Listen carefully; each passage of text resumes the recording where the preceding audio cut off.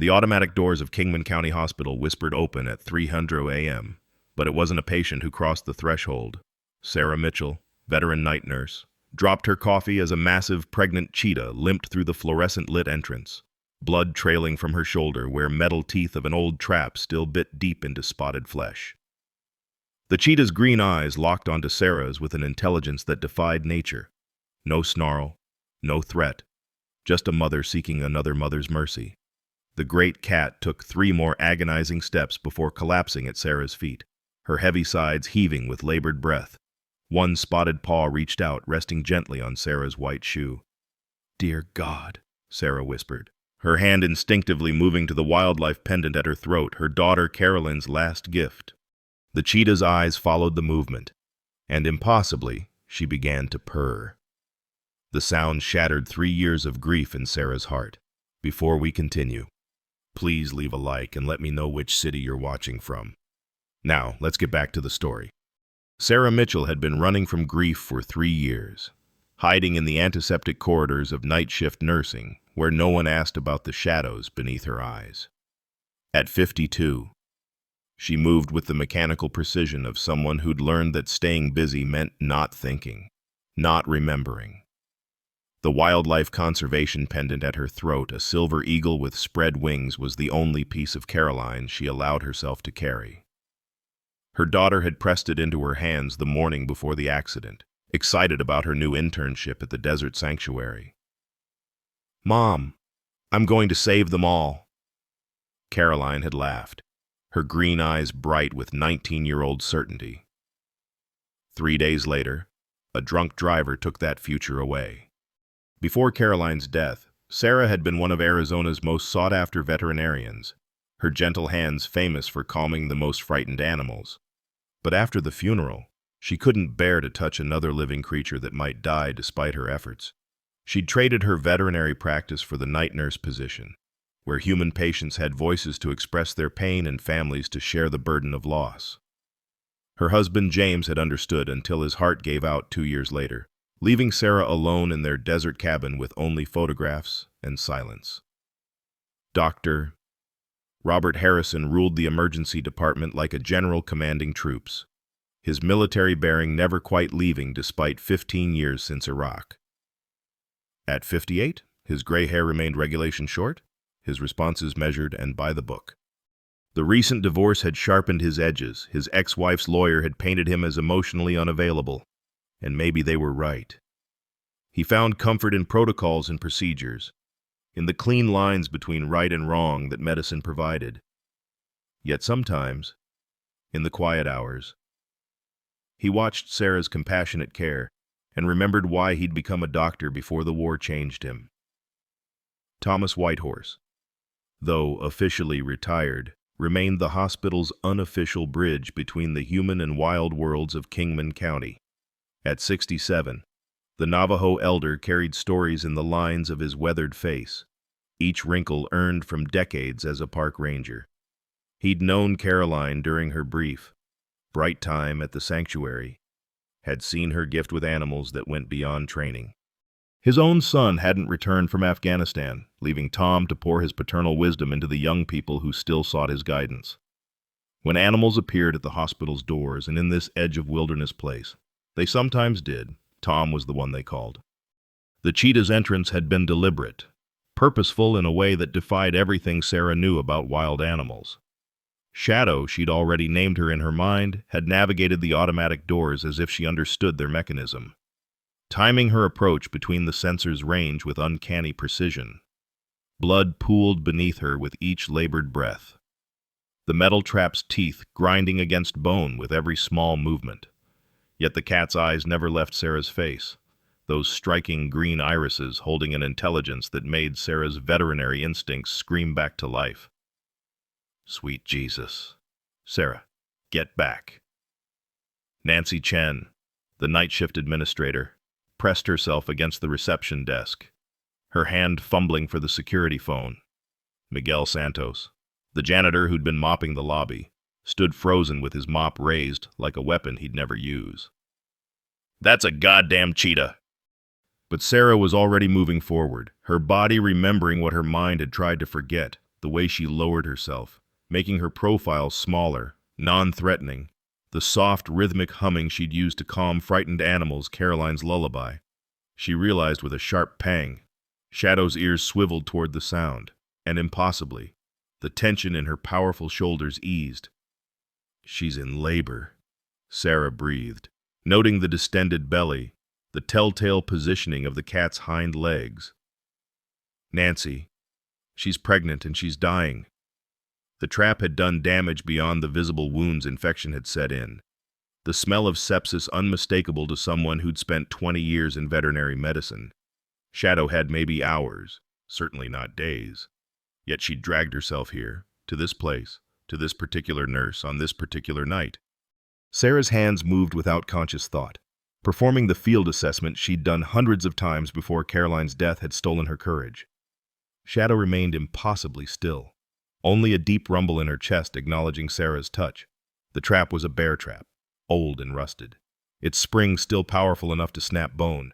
Someone had set it illegally. Cheetahs were protected, endangered. The fact that Shadow had survived this long, had traveled what must have been miles in this condition while carrying cubs, defied comprehension.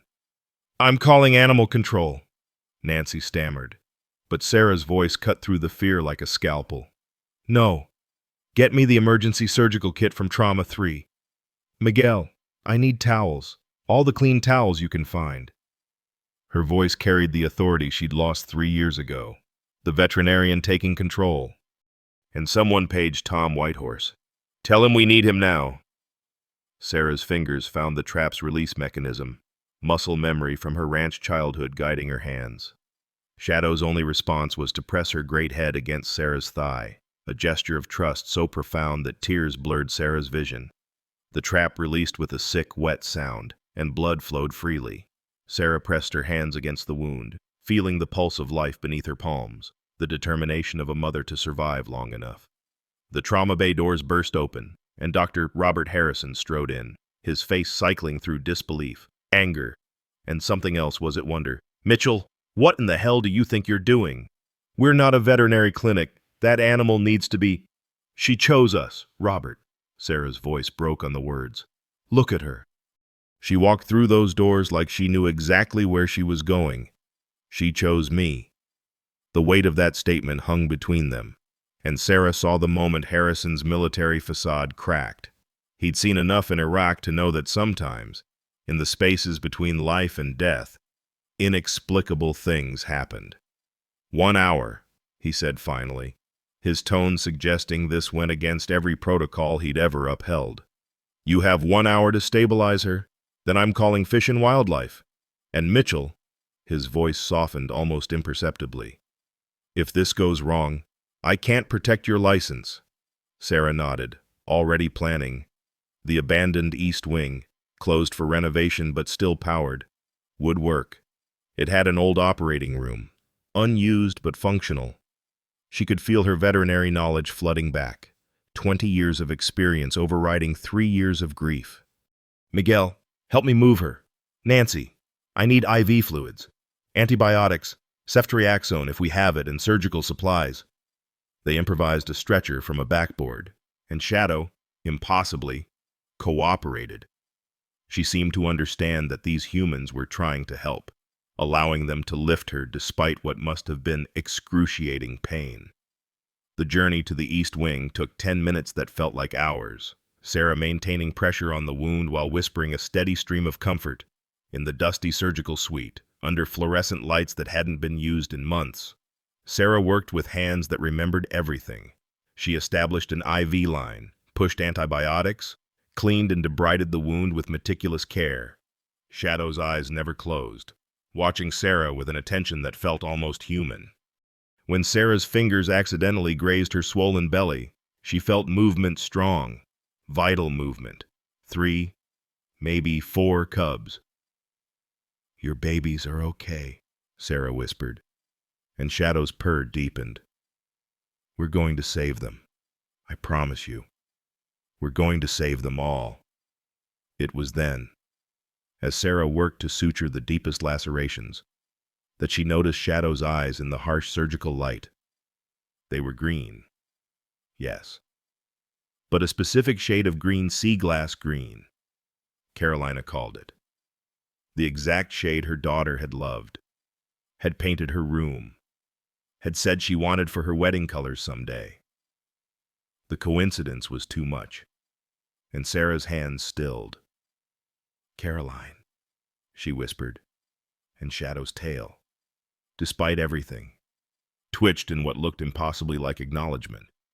Tom Whitehorse arrived 40 minutes later, moving through the hospital's corridors with the quiet authority of someone who belonged everywhere and nowhere. His weathered hands carried a worn leather satchel that smelled of sage and desert rain, and his eyes dark as the new moon took in the scene in the abandoned surgical suite without surprise. He'd answered stranger calls in his 67 years, but something in Nancy's voice when she'd said Sarah Mitchell's name had made him drive faster than usual through the pre-dawn darkness. "Sarah," he said simply, his voice carrying the gravel of age and wisdom. Then his gaze fell on Shadow, and his entire body stilled. The kind of stillness that comes from recognition, from pieces of a puzzle suddenly forming a complete picture. He approached slowly, his movements deliberate and respectful, and Shadow's eyes tracked him without alarm. When he was close enough, Tom extended one weathered hand, palm down, and waited. Shadow sniffed once, then pressed her nose against his fingers. "Holy Mother Earth," Tom breathed, sinking to his knees beside the operating table. "I know this cat. Sarah, your Caroline saved her." The words hit Sarah like a physical blow. She gripped the edge of the table, her surgical glove still bloody, the sutures half complete. "What are you talking about?" Tom's hand went to his jacket pocket, pulling out a battered smartphone, his one concession to modern life. His fingers, thick with arthritis, scrolled through photos with surprising dexterity. 5 years ago, your Caroline was doing her internship at the sanctuary. 18 years old, barely taller than my shoulder, but Lord, that girl had a gift. He found what he was looking for and turned the screen towards Sarah. She found this cub in a poacher's snare, left leg nearly severed. Everyone said put her down. Too much damage, too wild to rehabilitate. But Caroline. The photograph showed a younger Caroline, her blonde hair pulled back in a ponytail, cradling a tiny cheetah cub whose spotted pattern was unmistakable. The same distinctive marks, 3 dots forming a triangle on the left shoulder, the unusual stripe extending down the right flank. But it was Caroline's expression that stole Sarah's breath, pure, fierce love mixed with determination. "She wouldn't give up," Tom continued, his voice soft with memory. "Spent 3 months nursing that cub back to health. Slept in the enclosure. Hand-fed her with bottles she'd warmed against her own body. Named her Shadow because the little thing followed her everywhere. Wouldn't let Caroline out of her sight. Your daughter had to fight the sanctuary board to keep her alive. Threatened to go to the media if they euthanized what she called a survivor who deserved a chance. She won. Of course. Caroline could argue the stripes off a zebra when she believed in something." Sarah's hands trembled as she reached for the phone, zooming in on her daughter's face. She remembered that summer, how Caroline had come home glowing with purpose, talking non-stop about the animals, about her calling, but she'd never mentioned Shadow specifically, had kept that secret close to her heart like teenagers do with their deepest loves. Tom pulled up another photo, Caroline releasing a much larger shadow into the protected area of the sanctuary. Both figures were silhouetted against an Arizona sunset, but you could see Caroline's shoulders shaking with tears, Shadow pausing at the fence line to look back. The day she let her go was the hardest. Caroline made me promise to check on Shadow weekly, leave food if needed. She said, Tom's voice caught. She said Shadow was special, that they had a connection that went beyond human understanding. I thought it was just a young girl's fancy. But now she's here, Sarah whispered, looking at Shadow's trusting eyes. She came to me. Not just to you, Tom corrected gently. To Caroline's mother, animals. They know things we don't understand.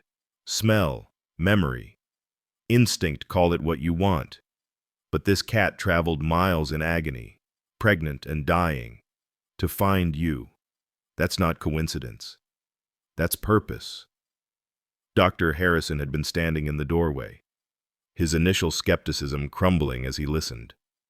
The rigid military bearing that defined him seemed to soften, and when he spoke, his voice carried a rawness Sarah had never heard before.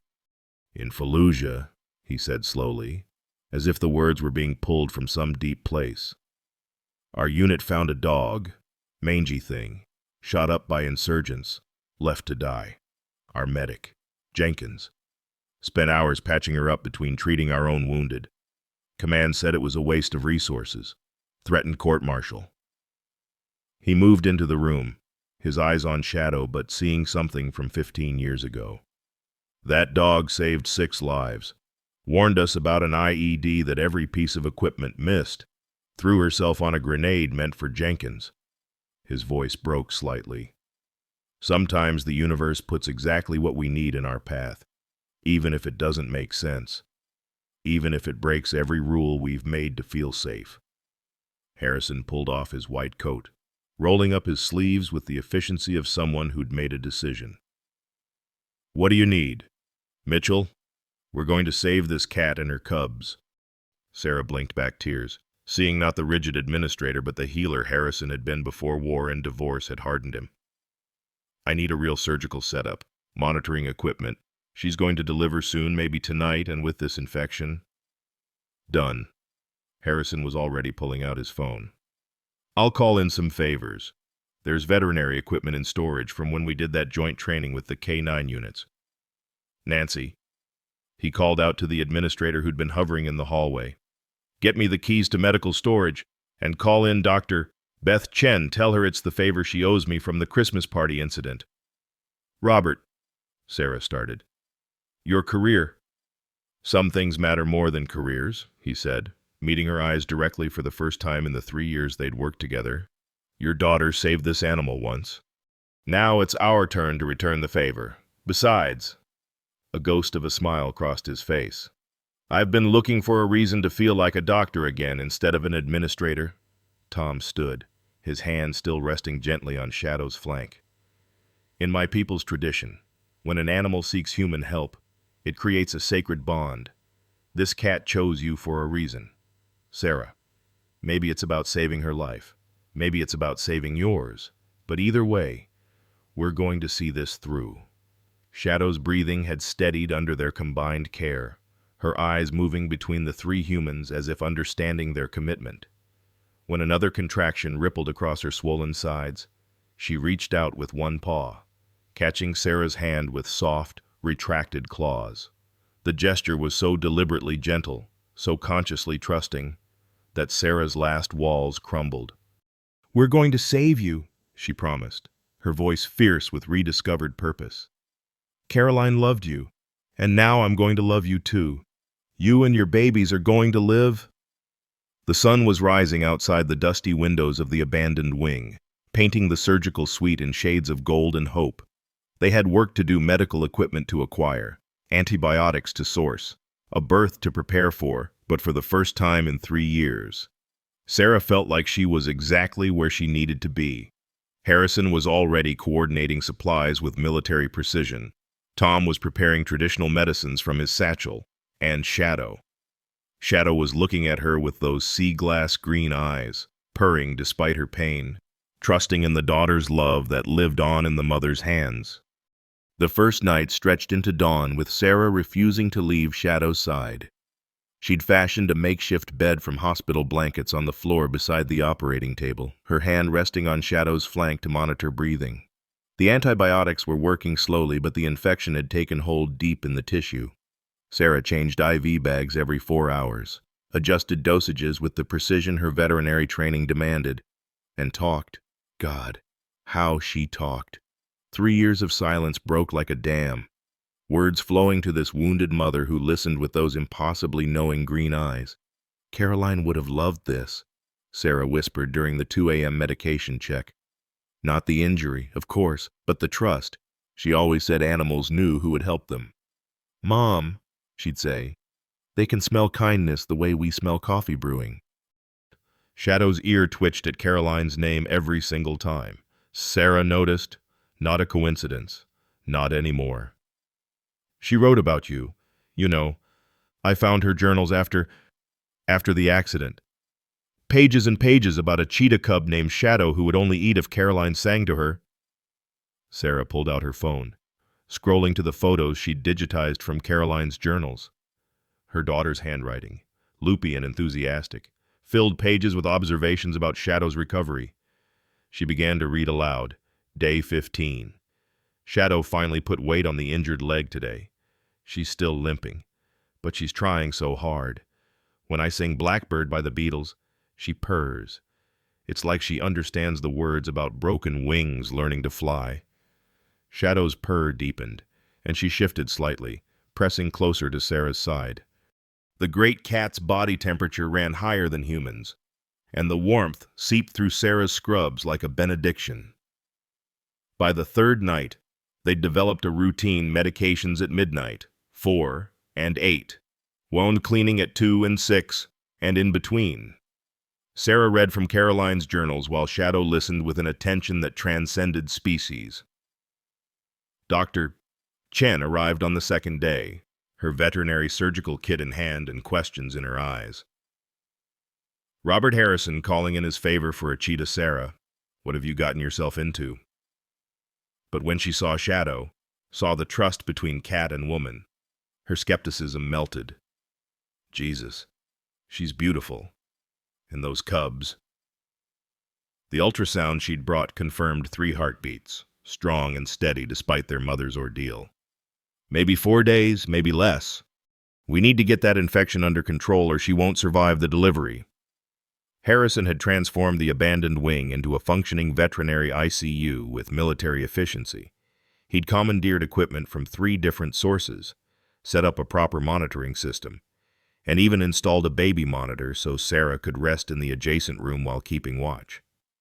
He showed up every 6 hours, ostensibly to check on protocol compliance, but really to marvel at Shadow's progress. On the second night, Sarah caught him hand-feeding Shadow pieces of chicken from his own dinner, whispering, "Don't tell Mitchell I'm spoiling you." Miguel Santos became their most devoted accomplice. The quiet janitor who'd stood frozen with his mop that first night now appointed himself Shadow's guardian, redirecting curious staff and creating elaborate cleaning schedules that kept people away from the East Wing.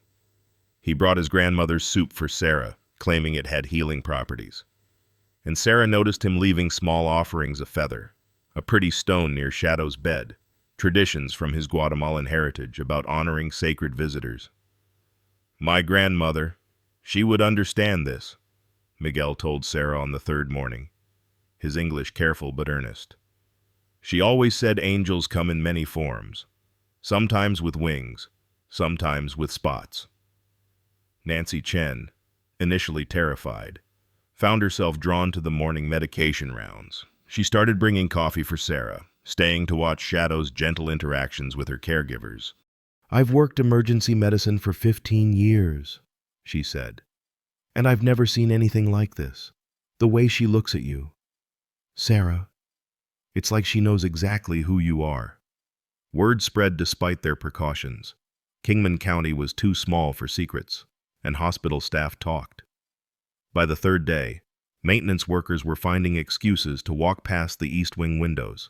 The security guard on night shift, Jimmy Blackwater, started bringing his breaks near Shadow's room, playing soft guitar music that made her ears swivel with interest.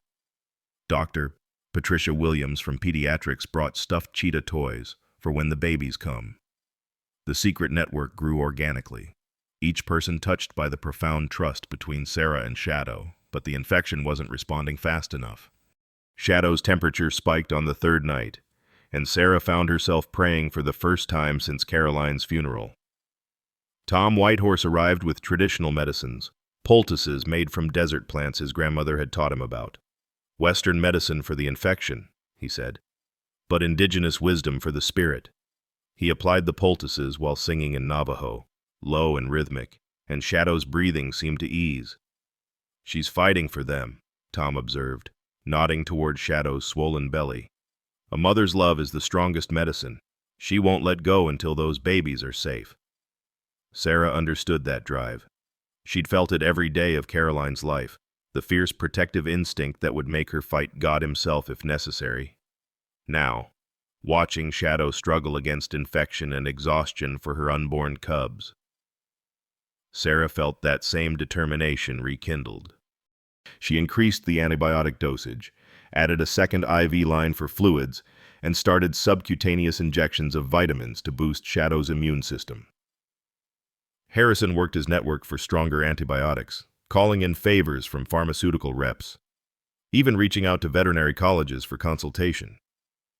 He set up a laptop in the corner, participating in his administrative meetings via video while refusing to leave the wing. When the board president asked about his location, he simply said, "Handling a critical case," which wasn't a lie.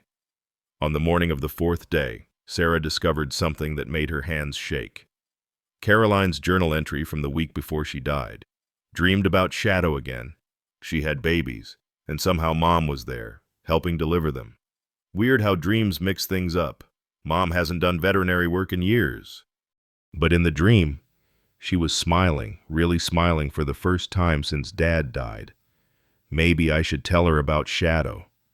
Maybe it would help her remember who she was before grief changed everything. Sarah had to leave the room, sobbing in the supply closet while Nancy held her. She knew. Sarah gasped. Somehow Caroline knew this would happen. Maybe she did, Nancy said softly. Or maybe love just finds a way to complete its circles. The news leaked on Thursday afternoon. Someone they never found out who posted a photo on social media, Sarah sleeping beside Shadow, the cheetah's paw resting protectively over Sarah's arm. The caption read, "Miracle at Kingman County Hospital, wild cheetah seeks help from human nurse." Within hours, it had 1,000 shares. Sheriff Rebecca Thompson arrived as Sarah was changing Shadow's dressings. "Sarah, you know I respect what you're doing here, but if that cat hurts someone—" "Look at her! Rebecca!" Sarah interrupted, gesturing to Shadow, who was gently licking Sarah's hand as she worked. "Does she look dangerous to you?" The sheriff, a tough woman who'd worked the border patrol before coming to Kingman, stood watching Shadow's gentle interaction with Sarah. Her hand unconsciously moved to her service weapon, then dropped. "My daughter saw the photo online. She's already asking if we can visit. Half the town wants to help. The other half wants that animal gone. She'll be released to the sanctuary as soon as the cubs are born and she's stable," Sarah promised. "Just give us a few more days." The town council called an emergency meeting Thursday evening. Mayor Johnson, facing re-election, tried to balance public safety with the growing support for Shadow. The meeting packed the high school gymnasium, voices raised in heated debate. "It's a wild animal in our hospital," shouted Frank Morrison, whose granddaughter had been frightened by the news. "It's a mother seeking help," countered Maria Santos, Miguel's wife. "My husband says she's gentle as a house cat." Pastor William Daniels stood to speak, his voice carrying the authority of 40 years in the pulpit. "Scripture tells us to show mercy to all God's creatures. This animal came to us in need. What does it say about our community if we turn her away?" The debate raged for 2 hours, but Tom Whitehorse's quiet testimony shifted the tide. "In my 67 years, I've seen maybe 3 true miracles. This is one of them. That cheetah didn't just wander in randomly. She came with purpose, with trust. Sarah Mitchell lost her daughter. This cat lost her freedom to injury, and somehow they found each other. If you can't see the hand of something greater in that, you're not looking hard enough." By Friday morning, Shadow's condition had stabilized, but new concerns arose. Her contractions had started irregular but strong. Sarah recognized the signs of early labor complicated by stress and infection. The cubs were coming whether they were ready or not. "We need to prepare for surgery," Dr. Sichen said after examining Shadow. "If she can't deliver naturally—" "She can," Sarah insisted, though she wasn't sure if she was trying to convince Dr. Chen or herself. "She's strong. She's fought this hard to get here, to get to us. She can do this." Tom arrived at noon with cedar bundles and sage, preparing what he called a birthing blessing. "My grandmother delivered hundreds of babies, human and animal. She always said birth is the place where the spirit world touches ours. These cubs, they're coming for a reason. This mother, she chose you for a reason. We just have to trust.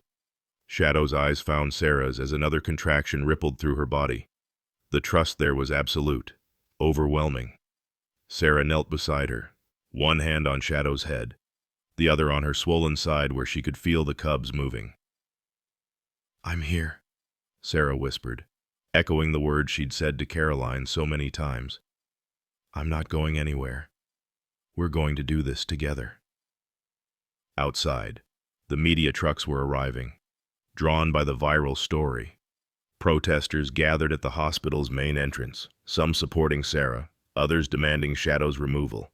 But in the quiet of the abandoned wing, in the sacred space created by trust and love, none of that mattered. There was only Sarah and Shadow, two mothers bound by loss and hope, preparing to bring new life into a world that desperately needed miracles. Shadow's labor intensified as the sun began to set, painting the dusty windows crimson and gold. Sarah had delivered hundreds of animals in her veterinary career, but this felt different. This felt like destiny. "Caroline," she whispered to the air, to the space between worlds where love lives on. "If you're here, if you can hear me, help us. Help her. Help me be strong enough." Shadow's answering purr vibrated through Sarah's hands, and in that sound, Sarah could have sworn she heard her daughter's voice. "You already are. Mom, you already are." Friday evening arrived with the kind of desert storm that turned the sky purple-black and filled the air with the electric smell of approaching rain. The pressure drop made Sarah's old rodeo injuries ache, but she barely noticed. Shadow had been in active labor for 2 hours, her breathing increasingly labored, the contractions coming in waves that made the powerful cat cry out in a way that transcended species' pure maternal distress that every mother in the world would recognize. Dr. Beth Chen had her ultrasound probe on Shadow's belly, her face grave. "The first cub is breech. Sarah, complete breech. In a hospital setting with a domestic cat. I'd do an immediate C-section, but here, with her infection still fighting us." She trailed off, both women understanding the implications. Surgery could kill Shadow in her weakened state, but a breech delivery could kill both mother and cub. "We try natural delivery first," Sarah decided, her hands steady despite the fear coursing through her.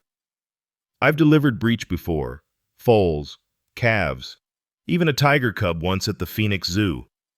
She met Shadow's exhausted eyes. "You can do this, girl. I know you can." Harrison burst through the doors, rain dripping from his jacket.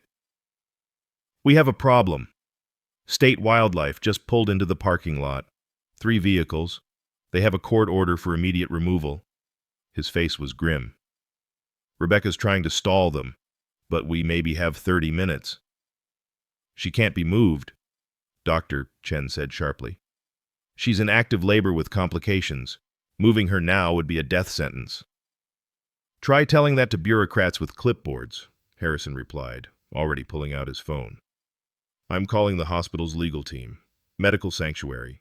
Emergency treatment, there has to be something." Another contraction seized Shadow, and this time Sarah could see the tiny paws of the first cub presenting backward. Her heart sank. The cub was large, too large for an easy breech delivery. Shadow's wild cry echoed off the walls, and suddenly Sarah was back in her veterinary clinic 25 years ago. Her first breech delivery, her mentor, Dr. Howard's calm voice guiding her, "Steady hands, steady heart. The mother will tell you what she needs." "Tom," Sarah called, and the elder was immediately at her side. "I need you to keep her calm. Sing, pray, whatever you do.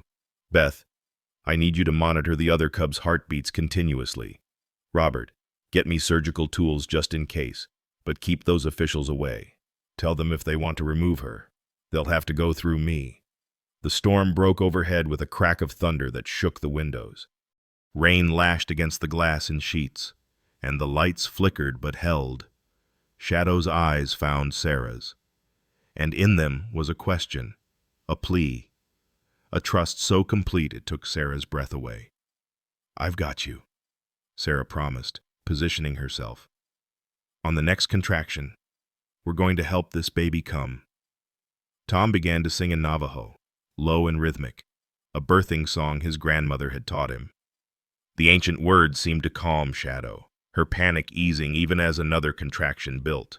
Sarah reached in carefully, her fingers finding the breech cub, checking position. The umbilical cord was compressed. They had minutes, maybe less. "Push, Shadow," Sarah urged as the contraction peaked.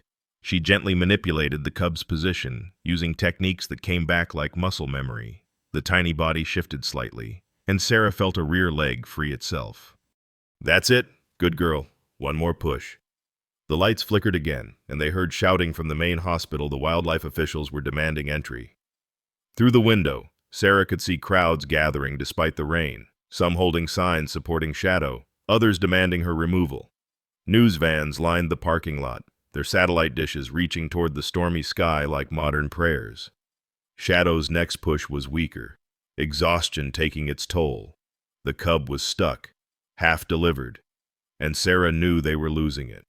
Without hesitation, she reached further, her veterinary training overriding everything else.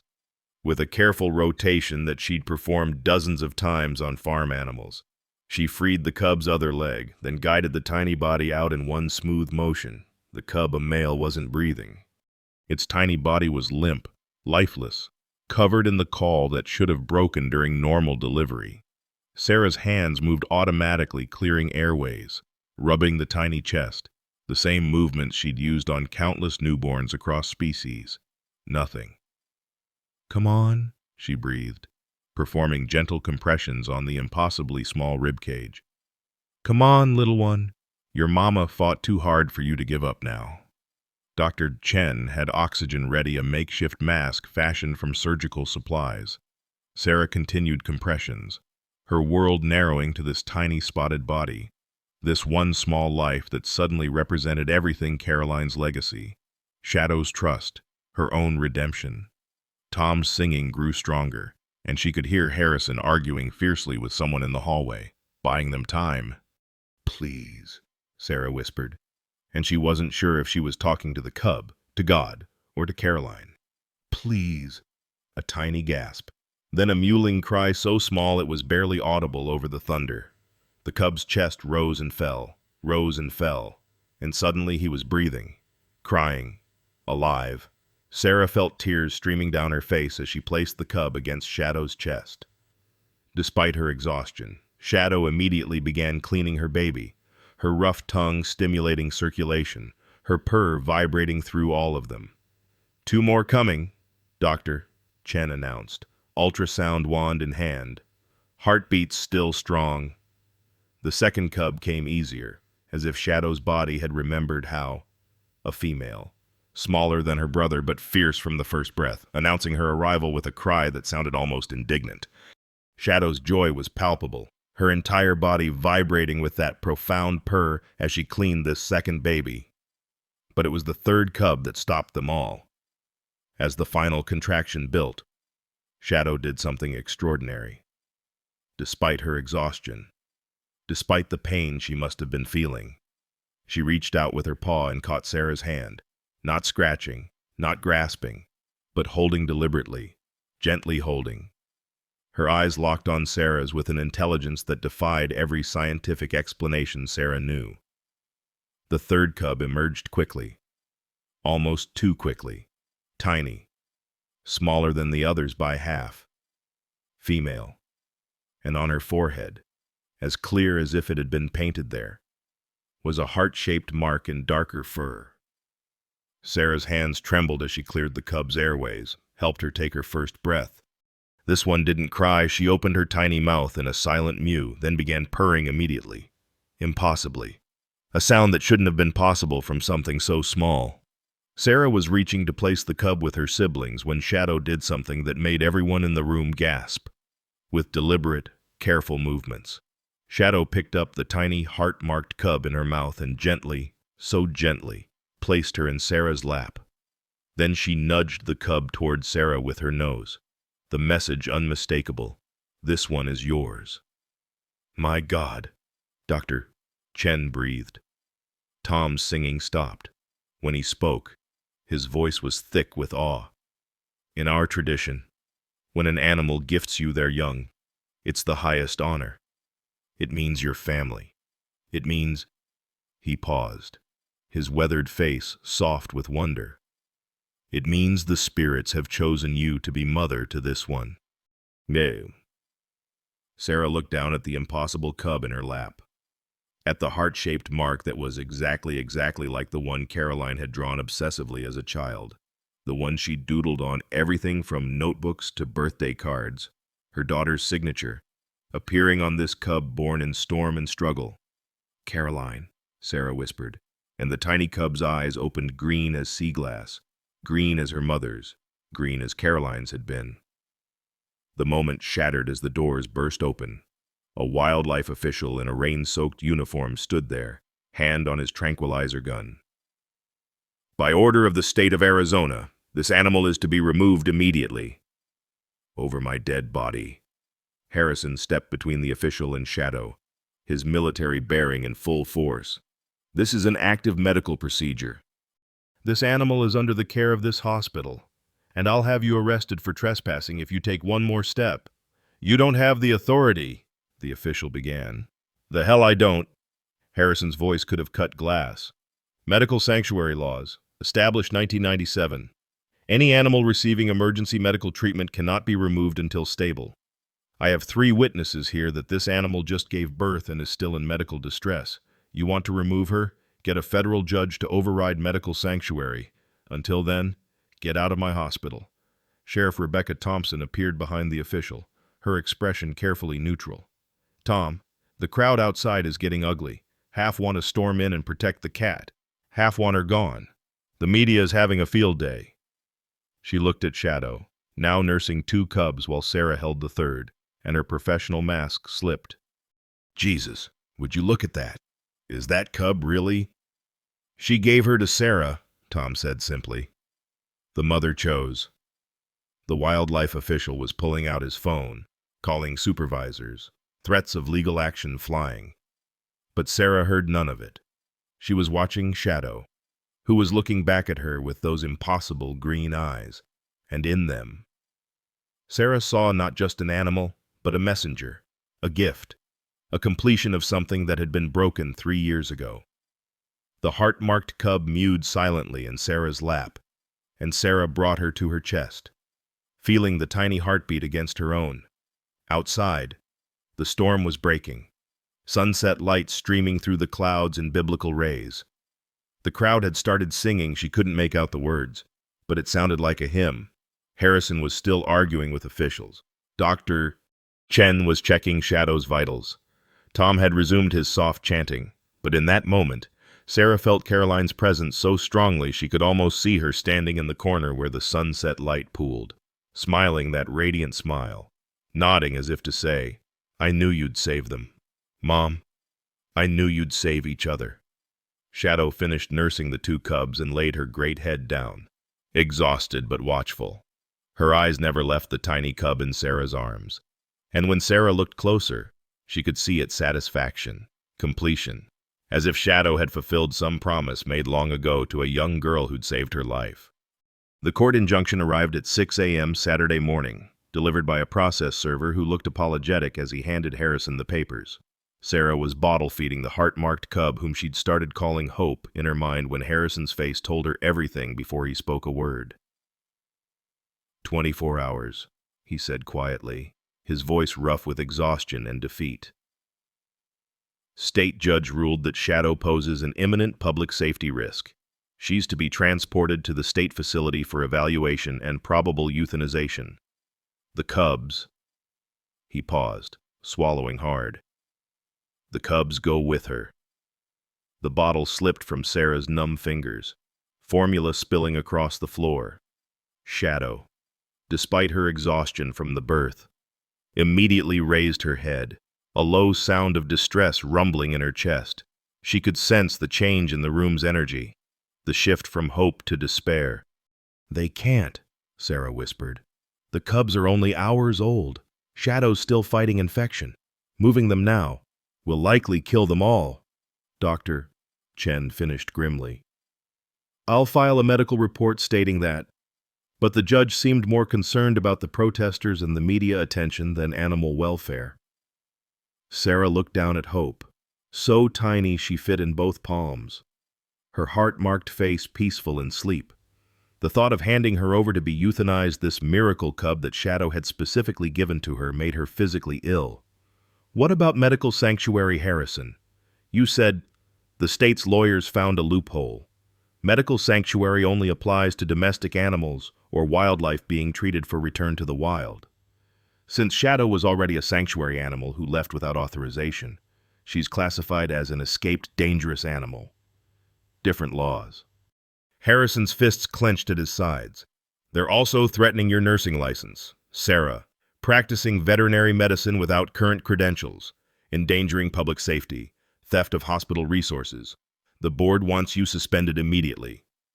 The weight of it all crashed down on Sarah like a physical blow. 3 years she'd held on to this job, the only thing keeping her functional after losing Caroline and James. Now she was going to lose everything: her career, Shadow, these cubs, and with them, the last connection to her daughter. Tom Whitehorse stood from where he'd been sitting vigil with Shadow. This isn't over. My people have lawyers too, and animal rights carry weight in indigenous court.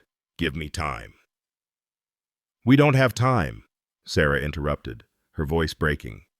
She placed Hope gently in the warming box they'd fashioned and walked to Shadow's side. The cheetah, despite her weakness, pressed her head against Sarah's chest, purring that broken, desperate purr of a mother who knew something was terribly wrong. That night, Sarah couldn't stay in the hospital. The protesters had grown violent, with bottles thrown and windows broken. Someone had spray-painted "Animal Killer" across her car windshield. Harrison had security escort her out the back, but even then, reporters followed, shouting questions that felt like accusations. Mrs. Mitchell, do you think your grief has compromised your judgment? Are you putting human lives at risk for your own emotional needs? She drove to Moonrise Cemetery without conscious thought, her body on autopilot. Caroline's grave stood under an old cottonwood tree, the headstone simple granite with just her name, dates, and the words, "Beloved daughter, forever wild." Sarah collapsed beside it, her knees hitting the cold earth hard enough to bruise. I failed you again, baby girl, she sobbed into the darkness. You saved Shadow, and I couldn't even protect her for a week. They're going to kill her, kill those babies, and I can't stop them. I'm so sorry. Caroline, I'm so sorry I'm not strong enough. The moon was new, the darkness complete except for the distant glow of the town. Sarah pressed her forehead against the cold stone, remembering another night 3 years ago when she'd been here, begging Caroline to somehow forgive her for not being there, for not preventing the accident, for surviving when her daughter hadn't. Her phone buzzed a text from Dr. Chen. The smallest cub won't nurse. Shadow too distressed. Please come back. Sarah ran to her car, but when she arrived at the hospital, she found chaos. The protesters had multiplied, now including an animal rights group facing off against concerned parents. Police cars lined the entrance, lights flashing. Someone had started a fire in a trash can, signs reading, "Wild animals kill children," battled with "Shadow deserves compassion" in an angry sea of faces. She had to go through the emergency entrance, and even there, someone recognized her. There she is, the nurse who thinks she's Dr. Doolittle. A bottle flew past her head, shattering against the wall. Security pulled her inside, but not before someone spat at her feet. In the east wing, she found Shadow in distress. The cheetah was pacing, despite her weakness, crying low in her throat. The 2 larger cubs were nursing, but Hope lay separate, too weak to compete with her siblings, too small to trigger Shadow's instinct to help. In the wild, she would be left to die natural selection's harsh reality. She knows, Tom said quietly from his corner. Animals can sense when their time is ending. She knows they're coming for her. Sarah picked up Hope, the tiny body barely warm, barely breathing. She tried bottle feeding, but the cub was too weak to suckle. Please, she whispered. Please don't give up. Not you too. Harrison entered, his face haggard. The board called an emergency meeting. They want you out tonight.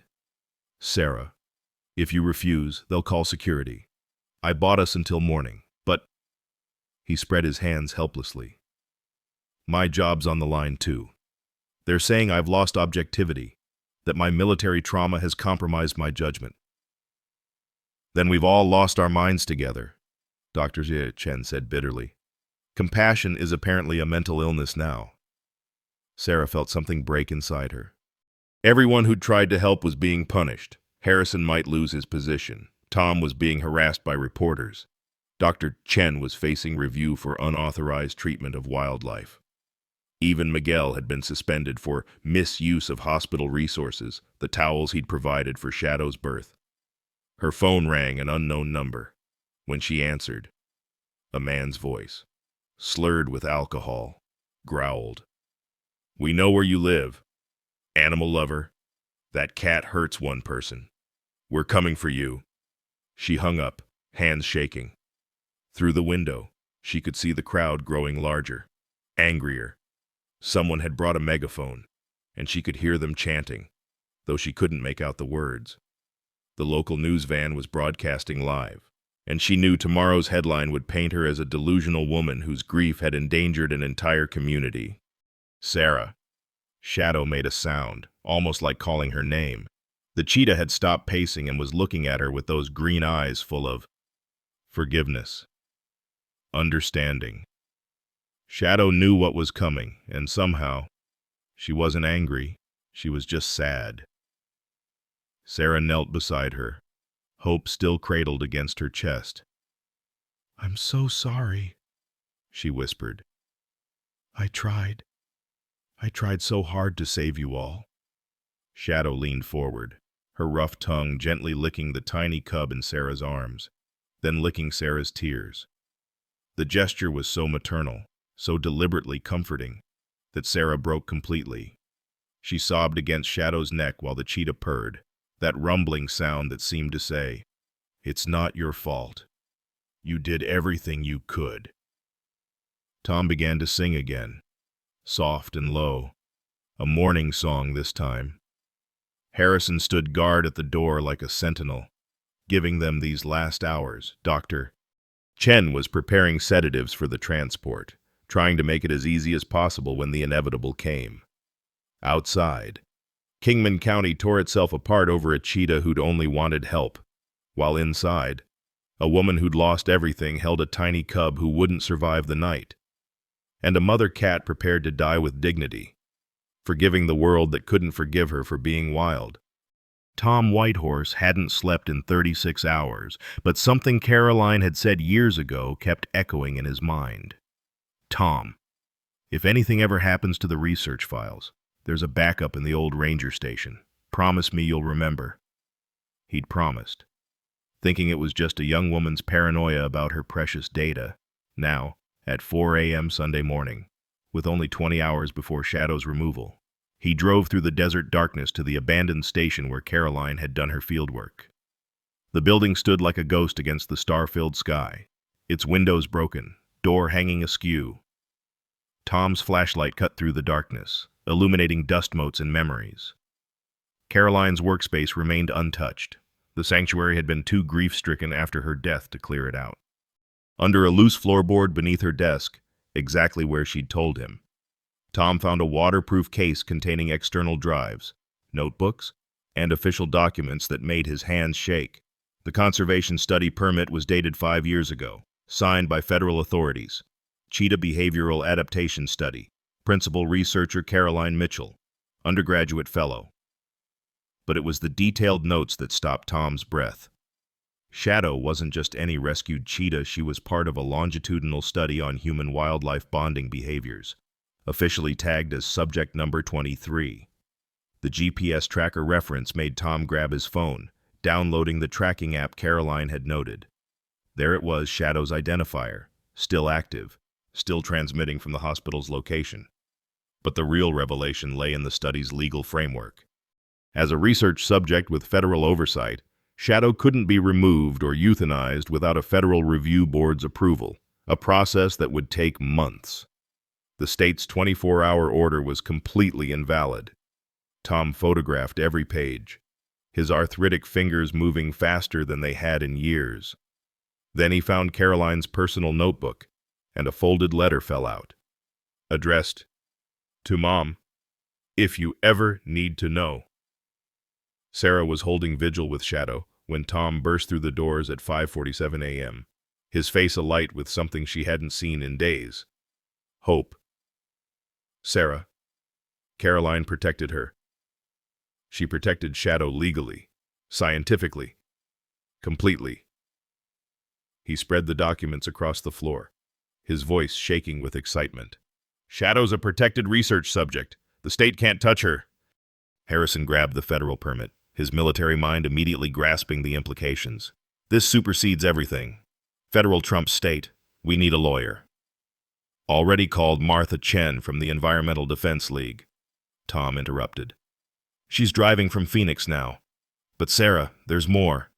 Caroline left you something." With trembling hands, Sarah opened her daughter's letter. Caroline's handwriting, still so alive on the page, blurred through her tears. "Mom, if you're reading this, it means Shadow found you. I know that sounds crazy, but I spent months teaching her to recognize your scent, your voice. I showed her your pictures every day during her recovery. I know you've been sad since Dad died, and I worry about what would happen to you if something happened to me. Shadow was abandoned too. Mom, she understands loss. If the worst happens, she'll find you. You'll save each other. I love you beyond words, beyond time. Take care of my wild girl, Caroline." "There's video," Tom said softly, pulling out a tablet. "The sanctuary's security system automatically uploaded to the cloud. Caroline didn't know she was being recorded during her last visit." The timestamp read 3 days before Caroline's accident. The grainy footage showed Caroline in Shadow's enclosure at sunset, the cheetah pressed against her side. Caroline was holding her phone, showing Shadow photos. Even without perfect audio, they could read her lips, hear fragments. "This is my mom, Sarah.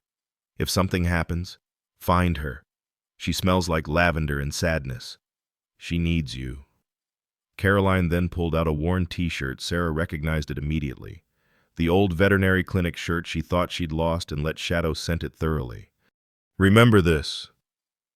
Caroline's voice came through clearly. "This is home. This is safety.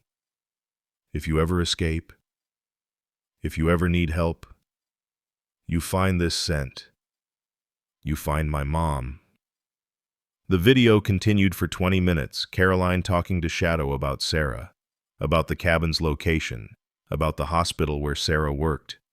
It was deliberate, methodical, as if Caroline was programming a GPS system with love instead of satellites. The final frame showed Caroline kissing Shadow's head, whispering something the camera couldn't catch, before walking away. Shadow had stood at the fence, watching until Caroline disappeared, then had begun pacing the same pattern she'd paced in the hospital room. Dr. Chen rewatched the video, her scientific mind reeling. "This is unprecedented. She literally trained a wild animal to recognize and seek out a specific human. The behavioral conditioning alone would warrant a dozen research papers." "She knew," Sarah whispered, clutching the letter. "Somehow." Caroline knew something might happen. She prepared Shadow to find me.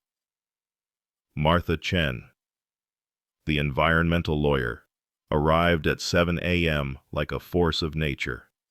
5 feet tall, but with the presence of someone twice her size. She took one look at the documents and smiled like a shark scenting blood. "Oh, they messed with the wrong cheetah. This is federal jurisdiction, protected research, Endangered Species Act, and about 6 other violations. Where's my phone? Judge Catherine Moore owes me a favor from the spotted owl case." Within an hour, Martha had filed emergency injunctions with the federal court. Judge Moore reached at her Sunday breakfast, reviewed the documents electronically, and issued an immediate stay of removal. By 9 a.m., Martha was reading the order to the stunned state officials in the hospital's conference room. Shadow, identified as research subject number 23 in the federally approved Caroline Mitchell Memorial Conservation Study, is hereby granted protected status. Kingman County Hospital is designated as temporary sanctuary under federal wildlife rehabilitation provisions. Sarah Mitchell, as designated by the principal researcher and confirmed by behavioral evidence of the subject's selection, is appointed official caretaker. The room erupted. The state officials demanded appeals, threatened further action, but Martha shut them down with practiced ease. You attempted to euthanize a federally protected research animal. Be grateful I'm not filing charges. You have 1 hour to remove your vehicles from hospital property. Outside, Tom had begun spreading the word. The crowd, which had been growing increasingly hostile, suddenly shifted as the story spread. Caroline had saved Shadow, had trained her, had sent her to find her grieving mother. The romance of it, the mystery, the proof of love transcending death, transformed the narrative completely. The same people who'd been calling for Shadow's removal were now weeping openly as the video played on someone's phone, shared and reshared across social media. She trained a cheetah to find her mother, someone sobbed. The girl knew she was going to die, another whispered, though Caroline couldn't have known about the coming accident. It's a miracle, Pastor Williams declared to his impromptu gathering. God works through all creatures. By noon, the parking lot had transformed from a hostile mob to a celebration. Someone brought flowers for Caroline's memory. Children drew pictures of Shadow and her cubs. The fire department brought a banner, "Welcome home, Shadow." Miguel Santos was reinstated immediately, the hospital board reversing their suspension in light of the federal ruling. Even the reporters changed their tone. The story now about love and loyalty rather than danger and controversy. Sarah stood at the window, watching the transformation, hope finally nursing from a bottle in her arms. Shadow, seeming to understand the change, had relaxed for the first time in days, her cubs nursing peacefully. The green eyes that watched Sarah held something new, not just trust or gratitude, but recognition, as if Shadow was saying, "Yes, I know who you are. Caroline told me. I was always meant to find you." Harrison stood beside Sarah, his own eyes suspiciously bright. "Your daughter orchestrated this entire thing from beyond the grave. She saved you all."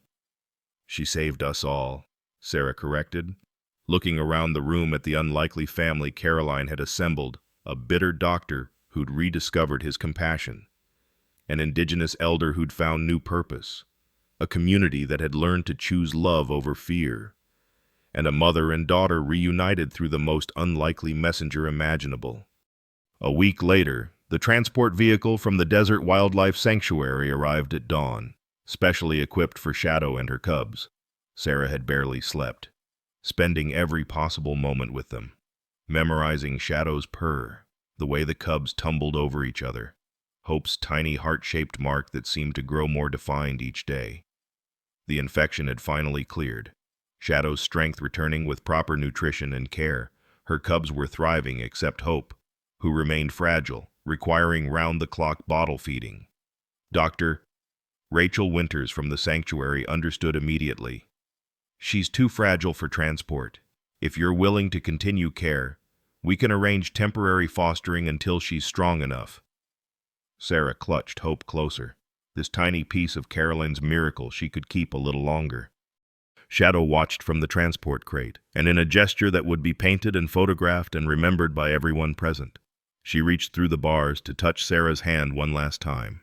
Her rough tongue licked Sarah's fingers, then Hope's tiny head, as if giving her blessing. "I'll bring her to you," Sarah promised. "When she's strong enough, she'll come home to you." Shadow's eyes, Caroline's green, held Sarah's for a long moment before she turned to her other cubs, grooming them as the truck pulled away. Tom sang a traveling blessing while Harrison stood at attention, saluting the wild mother who'd changed them all. The town had gathered to see Shadow off, children throwing flower petals, adults wiping tears. The cheetah who'd arrived dying and desperate left as a symbol of hope, of connections that transcended understanding.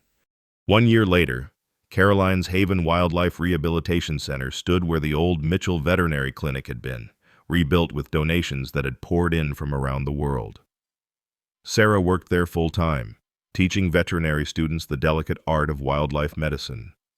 Harrison had taken early retirement from the hospital to co-direct the facility, his military precision perfect for managing the complex logistics of animal rescue. Tom led weekly sessions on indigenous wisdom and animal communication, his classes always full, his stories weaving science with spirit. The monthly visits were sacred events. Shadow would appear at the sanctuary's fence line with her 3 cubs, now nearly grown but still recognizable: the bold male, the fierce female, and Hope, smaller than her siblings but healthy, her heart mark prominent against her golden coat. They never entered the rehabilitation center, maintaining their wildness, but they would spend hours visible on the ridge, watching. Shadow always positioned herself where Sarah could see her, and sometimes, when the wind was right, Sarah could swear she heard that distinctive purr carry across the distance. Sarah stood at Caroline's grave on a quiet Tuesday afternoon, the 2nd anniversary of Shadow's arrival. She laid fresh wildflowers against the headstone, the same desert blooms Caroline had loved. The cemetery was peaceful, cottonwood leaves rustling in the breeze. She was about to speak when movement caught her eye: 3 familiar shapes on the distant ridge. Hope separated from her family, descending with the fluid grace of her species. She approached slowly, cautiously, still wild but remembering. In her mouth, she carried a single desert marigold. She placed it gently on Caroline's grave, then looked at Sarah with those impossible green eyes, her mother's eyes, Caroline's eyes. For a moment, barely a heartbeat. Hope pressed her head against Sarah's hand, purring. Then she was gone, bounding back to Shadow and her sibling, the 3 of them disappearing into the desert like spirits. Sarah stood alone, but not lonely, holding the marigold, tears streaming down her face. "Thank you for sending them, Caroline," she whispered to the wind. "Thank you for sending me home." Peace, at last, settled into her bones like coming home after a long, difficult journey. You know, when I first heard about Sarah and Shadow, I thought it was just another wild animal story. But sitting here now, watching my own daughter play in the yard, I understand what really happened in that Kingman County hospital. It wasn't about a cheetah seeking medical help. It was about family finding its way back to each other, even when death seemed to have severed every connection. We spend our lives building walls between ourselves and others, between humans and nature, between the living and the memory of those we've lost. We tell ourselves these boundaries keep us safe. But Sarah's story taught me that sometimes the most profound healing comes from the most unexpected places: a wild mother's trust, a dying daughter's foresight, a community's choice to embrace rather than fear. Caroline knew something we forget: love doesn't recognize the boundaries we create. She literally trained a wild animal to carry her love back to her mother. How many of us love that fiercely, that cleverly, that eternally? Every time I see news about Caroline's Haven, I remember family isn't just blood or species. It's the grace to recognize souls reaching for each other across impossible distances, sometimes through a cheetah's green eyes, sometimes through a heart-shaped mark, always through love.